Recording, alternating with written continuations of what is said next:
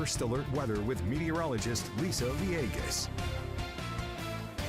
We are still under a first alert, watching for some heavy rain, some thunderstorms across the area. Cold front now tracking across the Carolinas. This is going to stall out, so by tomorrow, the return of more showers and thunderstorms possible in the mix. Let's zoom in. I do want to talk a little bit more about Union County. This is where we're getting some nice heavy rain. Some stronger wind speeds as well, gusts exceeding around 30-35 miles per hour. Can't rule this out. Over in Monroe, Indian Land, Lancaster, this is where we're seeing most of that action. So if you have to hit the roads later on this evening, just be prepared. You are going to experience some delays, and we will at the very least have some ponding along the roadways. Even light rain stretching all the way to Uptown. Do want to zoom in Weddington, Ballantyne, Indian Land here. This is where we're seeing the heavy action. This is where we're really talking about the blinding rain and some brief runoff as well on the streets here.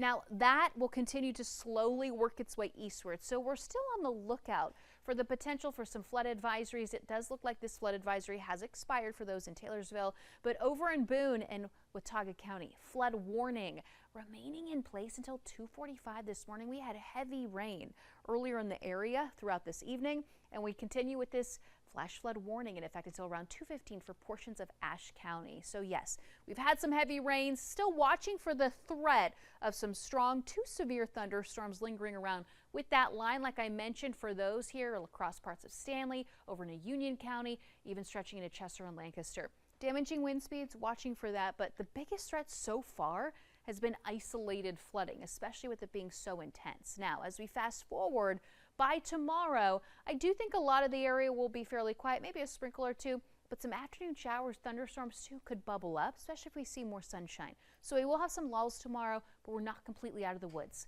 yet.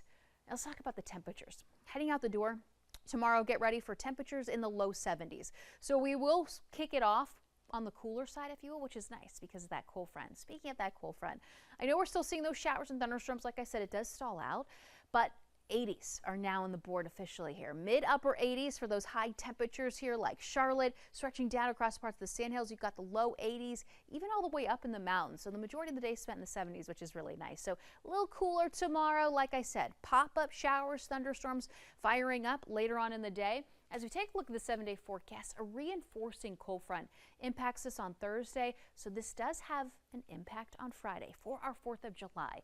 Overall, fairly quiet, maybe a stray shower, but I think most of us won't have to worry about that, which is fantastic. So we'll peak at around 92 degrees, 3 o'clock in the afternoon, 6, 89, 11 o'clock. We've got a temperature of around 79 degrees. Not a bad forecast for the fireworks. And then as we head into the weekend, temperatures remaining in the low 90s. We've got partly cloudy skies, stray shower possible. And next week, 90s continuing, and then they slowly start to increase. So watch for rain chances picking up just slightly by the end of the 7-day forecast, but overall, love our morning temperatures as they remain in the low 70s, and that is a look at what we can expect. Coming up in